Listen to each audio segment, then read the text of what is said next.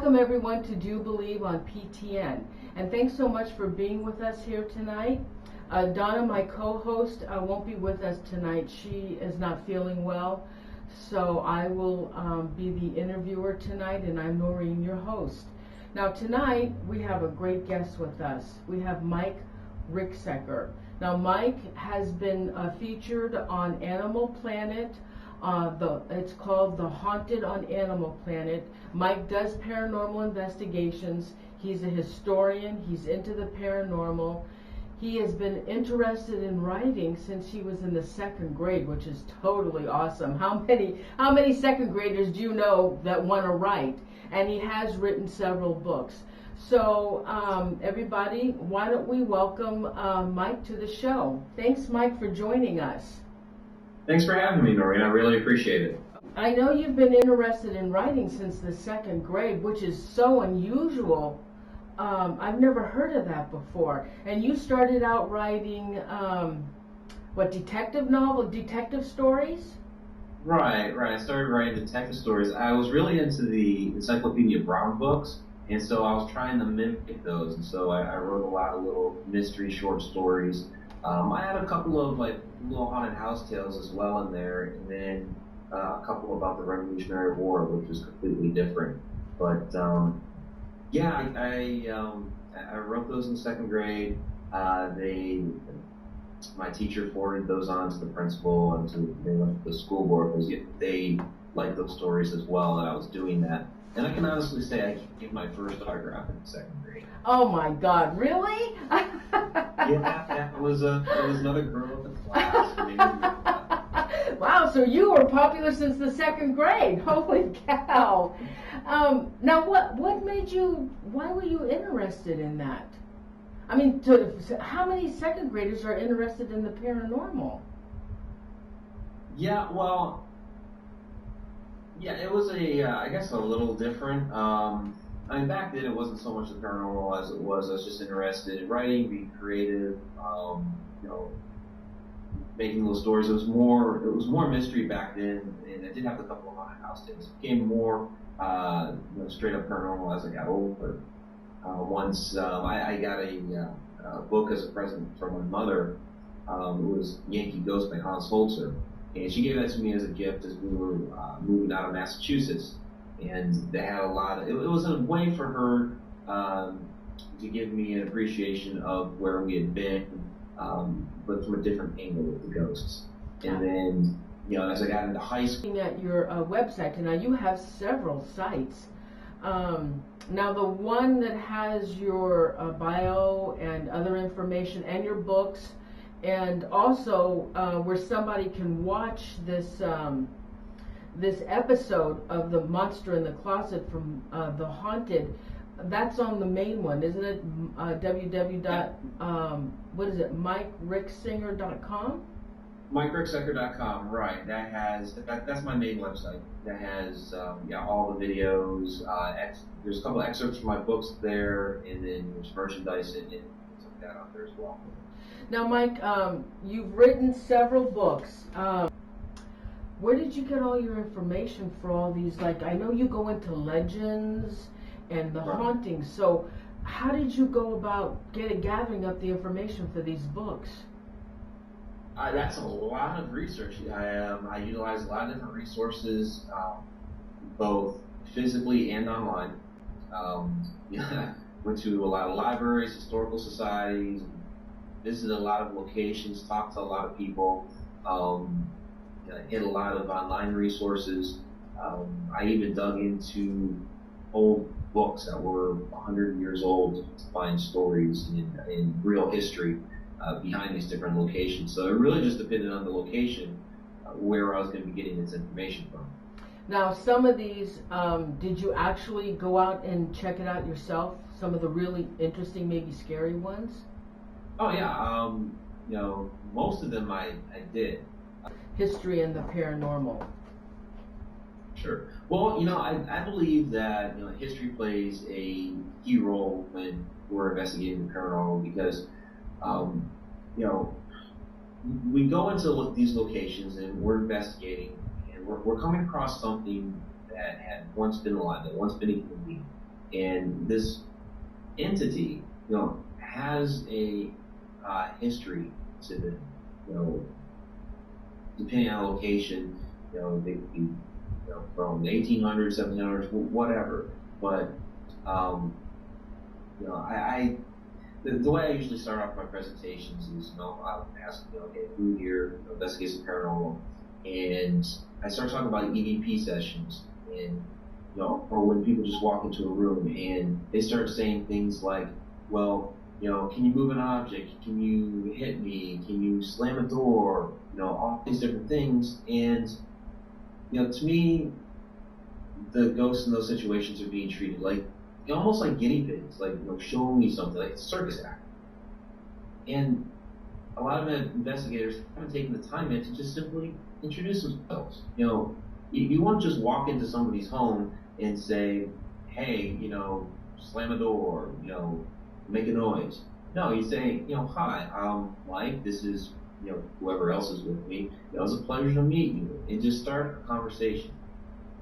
And that's how I'll run my EVP sessions and investigations. I start a conversation with people, or with the ghosts that once been people. So where the history comes into that is, do the research going into a location, so I know something about this person. So if this is, really the ghost of Aunt Jane, like everybody says it is, well, I've done some research on Aunt Jane and who she was and who she was supposed to be. And sometimes, there are facts that they give us as we're going into the home or the business is wrong. And, through the research, now I've discovered that, well, no, these are the real facts. So that, if they tell us, well, Aunt Jane died falling down the stairs, but, she did really a heart attack. Now we can actually speak to, well, I'm sorry, that to hear that you had problems with your heart. Are you still feeling that pain? And just, be able to speak to them as a real person and with the real facts rather than just the, legends that have, the urban legends that have gone around the town for so many years. So when you do an investigation, are you doing private residence or are you going to historical locations? Both. Oh, both. When you go to these historical locations, you obviously then you investigate the history and what's happening as to possibly how these hauntings are happening. Right. A lot of examples that I like to give, there's two big ones that I like to give. One is Mount Airy Plantation in Upper Marlboro, Maryland. And when I first did the research for that home, it's a mansion really, I came across a one-line blurb about, there's a spirit of a, forlorn young woman who's mourning the loss of her love. Doesn't give you much to go on. So during the research of the house, however, I found a historic book from about 100 years ago that was about colonial mansions in Maryland. And within that, it has a chapter on Mount Airy mansion, and there's a story in there about a girl named Ariana Calvert who had lived there, and she had a suitor that was a young man that she really, really loved, but her father did not want her marrying this young man. She forbade it, but she still really wanted a relationship. She became depressed because her father wouldn't let her see this young man.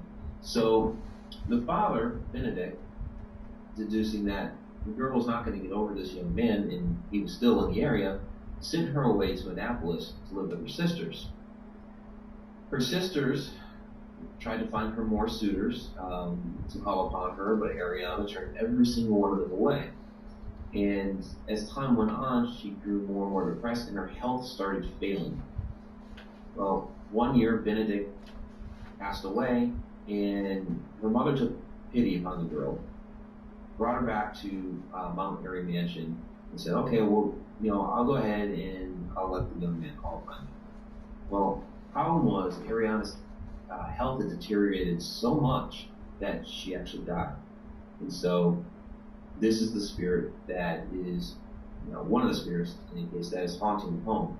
And it's so much more than just this one-liner.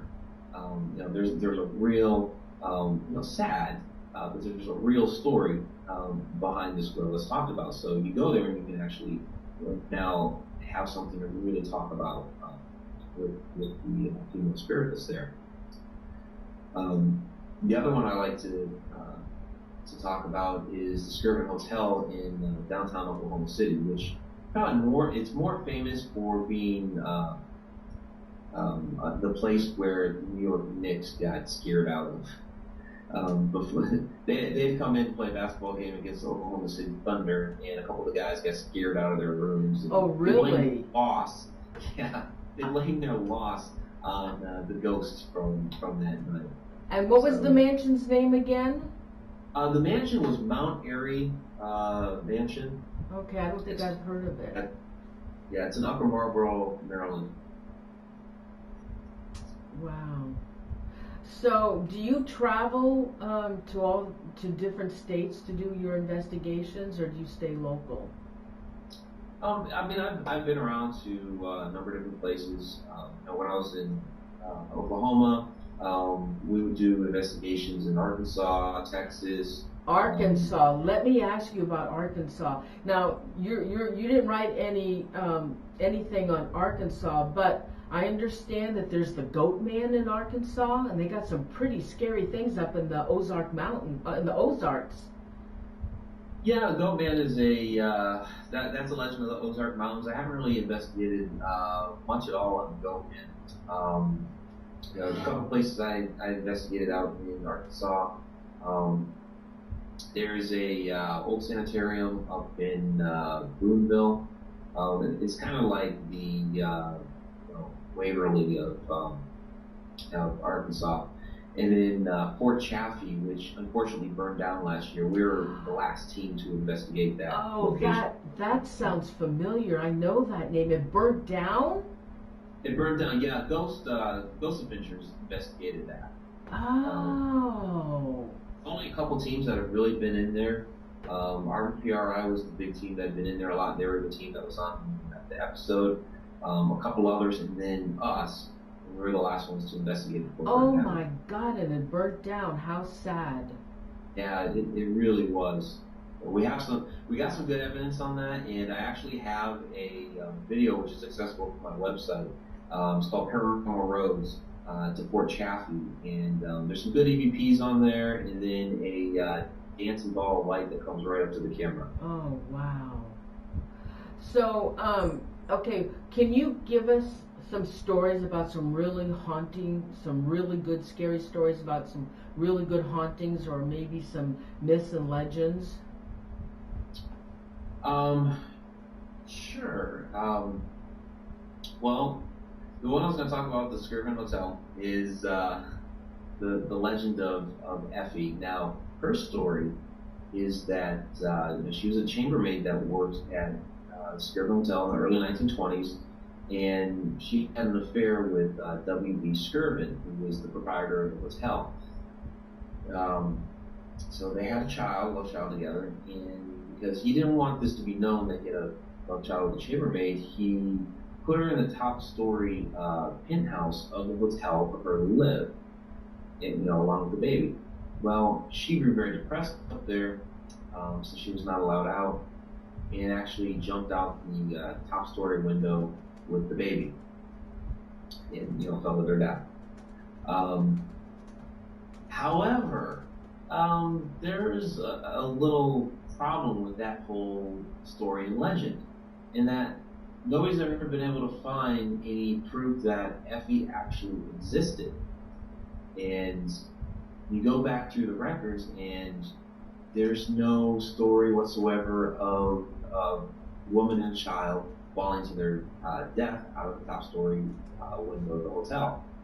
So, in my research, what I did was I discovered that there was a salesman who jumped out a 10-story window in 1932, and the 10-story had just the year beforehand been the top window of the hotel, but the following year they had added 4 floors, and so 10th at the top. There was another woman who tried to jump out of a window in 1938, but hotel security grabbed her legs before she was able to jump out, and ended up charging her with like drunkenness for like $11. Yeah. So what I've come to the conclusion about Effie is that it's a conglomerate of, basically the salesman who tried to jump out, maybe this woman who tried to jump out of a window. The salesman actually did fall and die. And then some of the actual hauntings that people experience at the hotel. A lot of people will claim that they hear a maid cart going down the hallways, but they open their door and nothing's there. A lot of people have heard the cry of a baby across the air down the hallways. So there you have a maid and baby. A lot of other people, when the New York Knicks got scared out of there, one of the players said that he saw a woman walk into his bedroom from the bathroom and just disappeared. Wow. Yeah, and so he ran off down the hall to one of the other players' rooms. And somebody else claimed that they were in the shower and there was an apparition of a woman who joined them in there. So, I don't know if that was wishful thinking maybe, but that's what Now, the book that you wrote on ghosts and legends at Oklahoma, is that like campfire type stories? Because those are really good when you have those campfires stories that are told over and over. Yeah. Well, Campfire Tales of the Midwest is my next book that's coming out, and those are fictional tales. They're based on real history and legends. So I'll have like one of them is a story of a bunch of teens, and they're out basically getting in trouble at a local haunt. And that part of it with the kids, is untrue. That's fiction. But the place where they go, the locations, the history behind where they're going, all that stuff is true. Ghosts and Legends of Oklahoma, they're true ghost stories, and then there are some, legends mixed in, like the Effie story. Another one that's in there is an alternate ending to the life of John Wilkes Booth. There are some, you can call them conspiracy theorists, that believe that John Wilkes Booth did not die in Virginia, like we've all been taught in history class, and that he actually escaped, made it to Texas, and took on a different life, a different name. And some people say it was at the Granbury Opera House that he worked there, as well as worked as a bartender. Ghost Lab was actually out there. Wait a minute, you're telling me that he escaped? Well, some people believe that. And well, wasn't he hung? I thought he was either hung or shot. Well, he was, he was, the way the history tells us, he was shot in the barn that was set on fire. There are, like I said, it's kind of a conspiracy theory because, when he was, his autopsy was done on a ship. The people that were brought in to identify him were not family.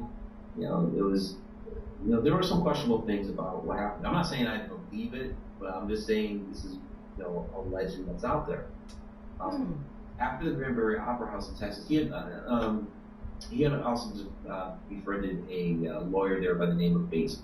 Apparently, he confided in him that he was John Wilkes Booth, and I guess there was another incident where he was on his deathbed, sick, confided in being John Wilkes Booth, but then he got better. And after he regained his health, knowing that I just told the nurse that I was John Wilkes Booth, he ran off to Oklahoma. When he was up in Oklahoma, he was there for a number of years, again under a different name with different guys, and he ended up committing suicide in Enid, Oklahoma, again under a different name.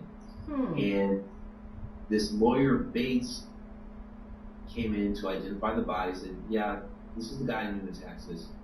He also confided in me that he was John Wilkes Booth. And he took the body. It was a mummified corpse at that point, and actually put the mummy on tour to like different state fairs and things like that. It was the body was actually on display at the World's Fair in St. Louis as John Wilkes Booth. Oh my God.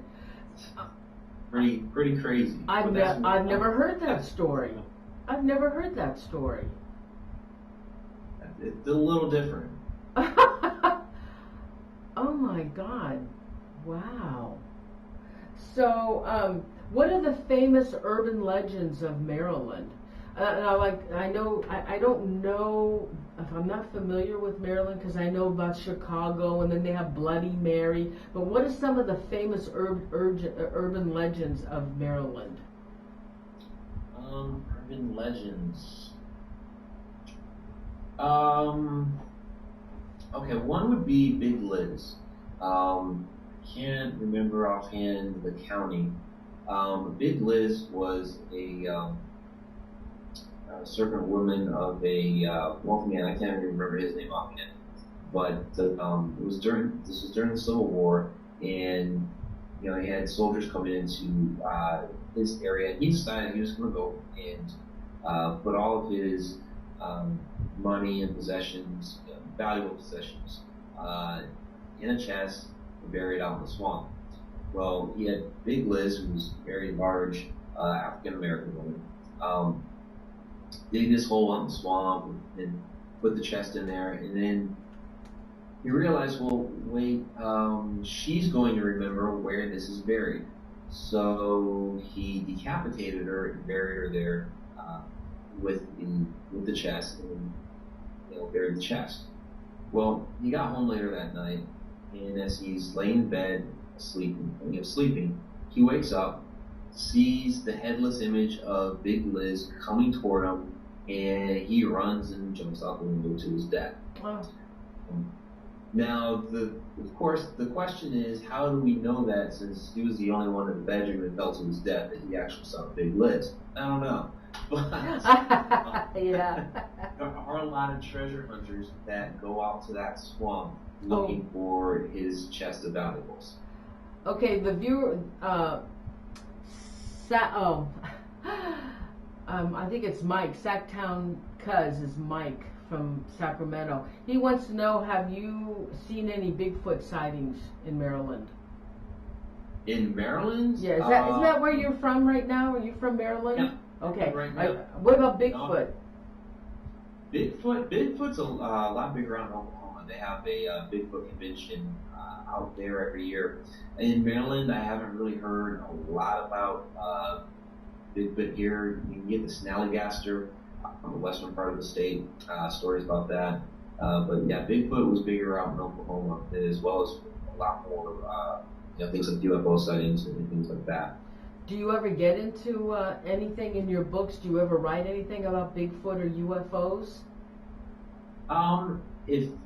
If it's associated with a haunted location that I'm researching, I'll give it a mention. Like in Ghosts and Legends of Oklahoma, I have a chapter on Belle Isle, which at one point was an amusement park, then it became a power plant, and then now it's in a strip mall. But back when it was an amusement park, there were a number of people who claimed to have seen a UFO. They called it twinkler, hovering above the amusement park at that time. This was like the early 1920s. Oh, really? That was the last time? Have you ever... That location. Have you yourself ever wanted to go look for Bigfoot or look for aliens? Or I really haven't gotten so much into that. I know there are a lot of people out there that, like when I was out in Oklahoma, that do, because it's pretty big out there. There's people that I associated with that would take excursions down to different locations, which are supposed to be very good for seeing UFOs. Another one is up near Miami, Oklahoma. There's different ghost lights that people see that they'll go out there and look for those. Now, like I said, there's the Bigfoot convention. There are a lot of claims around the state to where Bigfoot may have visited. Even where I lived at, just the next town south, of us. I was just talking with some. They were neighbors of a friend, and they claimed to have had Bigfoot come through their backyard. Oh, really? So, oh my God! Now you said there's marshes in Maryland. Yeah, there's some different marshes and swampland and things like that. Sure.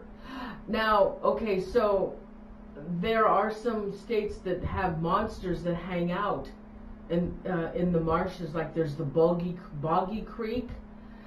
Are there any legends about monsters hanging out in the marshes in Maryland?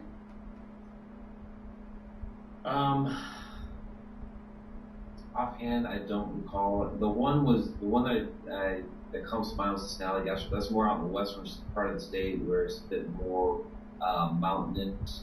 As far as the marshes, I don't recall offhand. I guess I'm not so much of a cryptozoologist, as I am paranormal investigator, Ghostorian type of person. Yeah. Oh, yeah. I understand. Some paranormal investigators, though, even though they're into ghost hunting, they still will branch out a little for the UFOs and for Bigfoot. Because just branch out different ways, and some people branch out that way. I branch out different ways. So. And and you stay closer to the ghosts and the history. Right. Now, what about abandoned? Any abandoned locations, abandoned buildings? Now there's an. Oh gosh, I wish I knew what state this place was in. It was on television on one of the ghost shows. It was abandoned. And they had like hot springs on the outside on the property, and there was a lady that went into this building and she wanted to purchase it, and she brought her family with her, and this was all on camera, and she brought her family with her because they wanted to turn it back into some kind of hot springs, and the woman was actually attacked on camera, and they left this on the camera. And of course, she ran out of the building and said, forget about buying this. Is there anything like that in anything you've investigated, anything like that, any of these big abandoned asylums or mansions or hot springs, anything like that? Yeah, that hot spring story sounds very familiar. The My Ghost Story episode with the church, that is an abandoned church. So, but again, I can't talk too much to that. The sanatorium out in Boonville, Arkansas, first floor of that is still active, so I don't know how much that counts. The other 4 floors above it they've been abandoned, no longer used. Well, and Fort Chaffee was essentially abandoned. It was crumbling apart as you walked through it, and that was really interesting because it was like this maze of interconnecting buildings. It was really pretty wild to walk through, miles and miles, all these hallways that would come out to another building. Wow. So that had quite a bit of activity. We got a number of different EVPs there, and like I said, a dancing ball of light, but unfortunately it burned down last year. Oh yeah, God, what a shame. So what is that land now? Just sitting vacant? Yeah, there's nothing left. Vacant. I mean, completely burnt down. Everything. There's nothing left. Yeah, I guess there was one building that survived. It was like 140 some odd buildings, and one survived. Oh boy. Some videos. Actually, you have like a series of videos on YouTube, and right. So what do? You put your investigations, you film them, you edit them, and you put them on YouTube? Pieces of the investigations are within those videos. There are actually, I have the Ghosts and Legends of Oklahoma series that runs, Paranormal Rose and Paranormal Finds, which is, it's a wine-based paranormal show. It's just, a couple minutes for those. But Ghosts and Legends is actually my show that runs on GTN. That's actually running right now as we're talking. GTN. It runs, yeah, it runs Tuesday nights. Yeah, you know, I saw that you were having a show, and I had sent you a message on Skype. I thought, oh, well, maybe he's on his show. I don't run that one live. That I record. It's actually it's a small documentary series where I'm piecing together. Okay, here's the historic background of the place. Here's some things that we caught, and I kind of interchange it up. A piece of history, some footage, some footage. Then I also have some other quirky things in there. Usually in the middle of the episode, I have just a little segment about something else. Like I have haunted hoax or hokey, which is one of the little segments where somebody's given us a piece of evidence to go over, examine, and I get to decide is it really haunted, is it a hoax that somebody's put together to try to fool us, or is it just silliness? And that's the hokey part. You mean an object? They'll give you an object? Well, like a story or question. Oh. Like one was about. It was silly. Okay, it was 101 Ranch in Oklahoma, which it fell away during the Great Depression, but they had the big Wild West shows and all that stuff that they traveled to do. Well, they had really like an almost traveling circus with them. One of the animals that was there was this bear, and apparently they used to give the bear Coca-Colas to drink. And so somebody asked, okay, is the story with the bear, is that something paranormal? And of course not. But it was a completely silly question, so I tossed it up there, and I tried to find a picture of the bear and all that stuff, but couldn't. So instead of a picture of a bear drinking a Coke, I tossed up a picture of a camel drinking a Coke. It was just it was just a silly little thing in the middle of a more serious episode. So that was okay. Now, I started watching a video of yours on YouTube, and it was about a cemetery. Okay. So, how often do you go to cemeteries? We like to get out to those every once in a while. Sometimes what'll happen is a investigation will wrap up a little bit early, like we're at somebody's home and they only open it to us for a couple of hours. We might hit a cemetery afterward and go there and see what kind of activity we might get. And most interesting EVP you've gotten from a cemetery?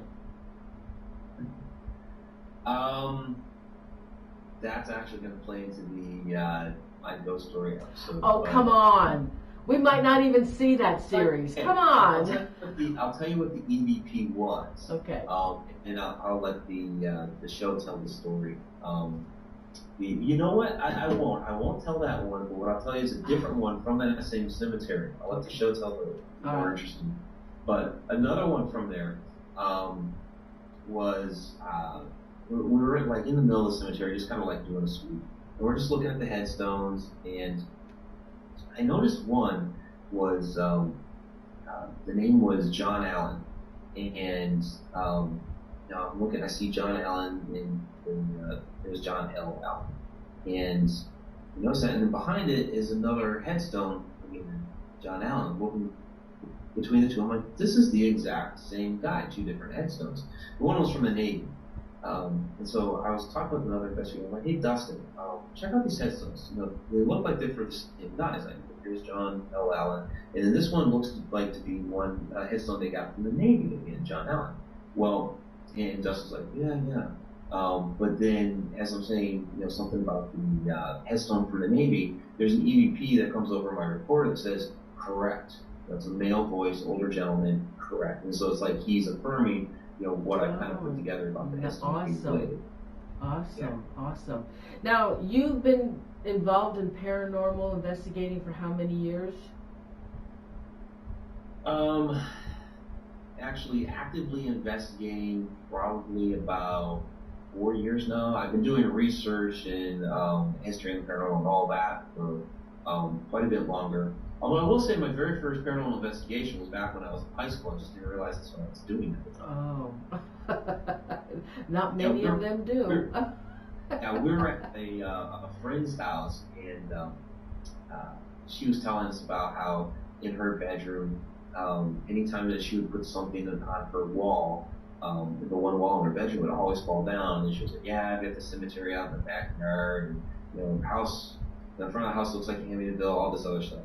So we go up to her bedroom, we put stuff on the walls, and sure enough, a few minutes later, stuff falls down. The guy I was with was a bit sensitive. He put his hands on the wall, and he started like burning up, started sweating, his face was getting all red, so he had to take his hands off the wall. And so then he started going around other rooms upstairs and put his hands on the wall so he could feel it, in other places. But yeah, that was really my first ever paranormal investigation. I didn't realize that's what we were doing. Did in these years that you've been investigating, have you ever felt threatened where a ghost may be trying to enter your body? On an investigation, no, but I've had that happen while not on an investigation. I've had that happen in the middle of the night before, and that, I will say, as an adult, that is probably one moment that did get me a bit scared. I know I said earlier that no, I haven't been scared, since I was a kid, but I knew it would come out, Mike. I knew it would come out. The question when you asked it before was, you're asking more like on an investigation. Yeah. No, I haven't been scared on an investigation, but in that particular case, that one did get me a little bit scared. And how did you prevent it from coming through? Yeah, that was, really a lot of willpower, and prayer. Basically, I was praying at the time to be protected, to whatever was trying to get inside me to be cast out of the room. So, wow, it took a while, but it left. Now, are your senses getting any stronger at all? Are you psychic in any way? What I tell people is no, I'm not. Other people tell me that I am more than I think I am. What happens with me is I'm on an investigation, and I might feel like some static, or I might look down a hallway and just be like, there's something funny going on down there. In fact, when I was at the Paracon this weekend, there was a hallway. I was with, I walked down the hallway with Rick Hayes, and as we're walking in there, I'm kind of, just started walking a little bit slower, looking around. Rick looks at me and he's like, "Yeah, you feel it, don't you?" And I'm like, "Yeah, it's really heavy in here." And it was definitely really heavy. So that's kind of like something that I might be able to more sensitive. Yeah, I'm a little bit more sensitive now. I give myself credit for, but I will never. I'm not gonna sit here and try to predict things for people or tell people, I've picked up on the spirit of your dead grandfather. I'm not gonna do that at all. Mm-hmm. It's more of I'll keep it for my knowledge that hey, there may be something here, and I might want to spend a little bit more time investigating here with the equipment. Excellent. Now, when is your new book coming out? Campfire Tales of the Midwest is due out next year, 2013. Okay, awesome. That should be next summer. Okay, awesome. And how can they get, now your other books again, you want to give them the titles of your books again, please? Yeah, Deadly Airs, which is my mystery novel. That's the first book I wrote. Ghosts of Maryland and Ghosts and Legends of Oklahoma. They're all available from my website, Amazon, Barnes & Noble. If you go into Barnes & Noble in Maryland or in Oklahoma, you'll be able to get those respective state books there. And Mike, give them your website, please. Yeah, the website is MikeRicksecker.com. And what about your YouTube channel, which is very interesting? You guys have to check out his YouTube channel. He's got some awesome videos up. I'm going to go back and start watching some of those, Mike. I was very interested in them. They're very well done. Just go to the website, MikeRicksecker.com, and just click the YouTube link and take you right there, so you don't have to try to memorize a bunch of different stuff. Mike, I want to thank you so much for being our guest tonight. It was just awesome to have you on the show. And thank you so much. Viewers, thank you so much for joining us tonight. And everybody say good night to Mike, and Mike, say good night to the viewers. Good night, everybody. Thanks for having me, Noreen. Oh, I really yes, appreciate it. you're welcome. Thank you so much. Good night, everybody. Thank you for joining.